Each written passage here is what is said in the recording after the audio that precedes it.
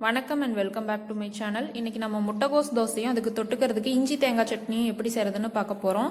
இட்லி தோசை மாவு இல்லாத டைமில் 10 நிமிஷத்தில் ரொம்ப சுலபமாக, ரொம்ப ஹெல்த்தியாக, ரொம்ப டேஸ்டியாக இந்த முட்டைகோஸ் தோசை நம்ம செஞ்சிடலாம். வாங்க எப்படி செய்யலாங்கிறத பார்க்கலாம். இந்த பெரிய கப்பில் நான் 1/2 கப் அளவுக்கு பொடியாக அரிஞ்ச முட்டைகோஸ் எடுத்திருக்கேன். முட்டைகோஸ் மூழ்கிற அளவுக்கு மட்டும் தண்ணி சேர்த்துக்கலாம். இதோட 1/4 டீஸ்பூன் அளவுக்கு உப்பு சேர்த்து கலந்து விட்டுறலாம். மீடியம் ஃப்ளேமில் வச்சுட்டு ஒரு 4 நிமிஷம் நம்ம வேக வச்சா போதும். முழுசாக வேகக்கூடாது, பாதி அளவு வெந்தா போதும். இந்த முட்டைகோஸ் வேக வச்ச தண்ணியையும் நம்ம வேஸ்ட் பண்ண போகிறதில்ல, இதையும் சேர்த்து தான் நம்ம தோசைக்கு பயன்படுத்திக்க போகிறோம். இப்போ பாருங்கள், பாதி வெந்தாச்சு முட்டைகோஸ். அடுப்பை நான் ஆஃப் பண்ணிட்டேன். இதை ஆற வச்சிடலாம். இப்போ ஒரு பாத்திரத்தில் 1 கப் அளவுக்கு கடலை மாவு எடுத்திருக்கேன்.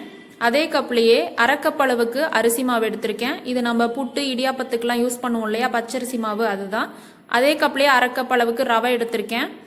கொஞ்சமாக கருவேப்பிலை பொடியாக அரிஞ்சது, கொத்தமல்லி தழை, 2 பச்சை மிளகாயை பொடியாக அரிஞ்சு வச்சுருக்கேன், 10 சின்ன வெங்காயம் பொடியாக அரிஞ்சது, எல்லாத்தையும் இந்த மாவோடையே சேர்த்துடலாம். சோம்புத்தூள் 1/2 டீஸ்பூன், 1/4 டீஸ்பூன் உப்புத்தூள், 1/2 டீஸ்பூன் கொத்தமல்லி தூளும் சேர்த்துருக்கேன். நம்ம முட்டைகோஸ் வேக வச்ச தண்ணியும் சேர்த்துக்கலாம்.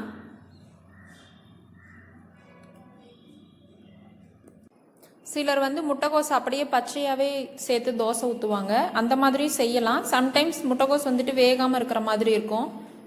அதுக்காக தான் பாதி அளவு வேக வச்சு நம்ம முட்டைகோஸை சேர்த்துருக்கோம். கடைசியாக இதில் ஒரு 1/2 டீஸ்பூன் அளவுக்கு இஞ்சி பூண்டு பேஸ்ட்டு சேர்த்துக்கலாம். மாவோட மசாலா பொருட்கள் அப்புறம் வெஜிடபிள்ஸ்லாம் சேர்த்த உடனே முதல்லையே நீங்கள் கரண்டியை பயன்படுத்தி தோசை கரைக்காதீங்க. இது மாதிரி ஒரு 2 நிமிஷத்துக்கு கையிலேயே பிசைஞ்சு விட்டுட்டு கடைசியாக நம்ம தண்ணி ஊற்றி தோசை கரைக்கும் பொழுது இந்த வெஜிடபிள்ஸோட மசாலா பொருட்களோட ஃப்ளேவர்லாம் இந்த மாவில் இறங்கி ரொம்ப டேஸ்டியாக இருக்கும் தோசை. தேவையான அளவுக்கு தண்ணி ஊற்றிக்கலாம்.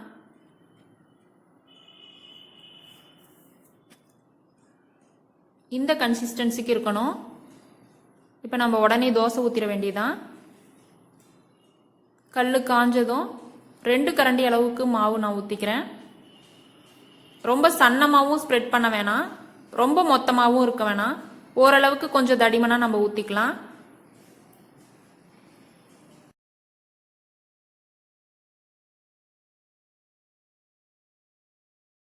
தேவையான அளவுக்கு எண்ணெய் ஊற்றிட்டு மீடியம் ஃப்ளேமில் வச்சு வேக விடலாம்.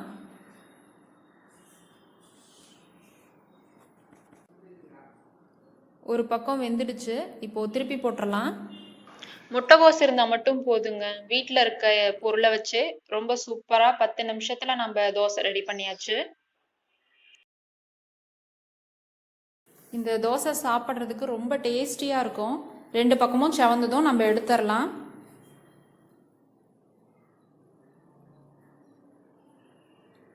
நல்லா செவந்து வந்திருக்கு. முட்டைகோஸ் தோசை சூப்பராக ரெடி ஆயாச்சு. இப்போது இதுக்கு தொட்டுக்கிறதுக்கு இஞ்சி தேங்காய் சட்னி எப்படி செய்கிறதுன்னு பார்க்கலாம். 1/2 டேபிள் ஸ்பூன் அளவுக்கு துருவன தேங்காய், 2 பச்சை மிளகா, ஒரு சின்ன துண்டு இஞ்சியை அது போல் பொடியாக நறுக்கி சேர்த்துக்கோங்க. இந்த அளவுக்கு சேர்த்திங்கன்னா கரெக்டாக இருக்கும். கொஞ்சமாக கல்லுப்பு, 1/2 டேபிள் ஸ்பூன் அளவுக்கு பொட்டுக்கடலை, தண்ணி விட்டு கொஞ்சம் கொரப்பாக இருக்கிற மாதிரி அரைச்சி எடுத்துக்கோங்க. 2 டீஸ்பூன் எண்ணெயில் 1/2 டீஸ்பூன் கடுகு, 1/2 டீஸ்பூன் கடலைப்பருப்பு, 1/2 டீஸ்பூன் உளுத்தம்பருப்பு, கொஞ்சமாக கருவேப்பிலை சேர்த்து நம்ம தாளித்து இந்த சட்னிலேயே ஊற்றிடலாம்.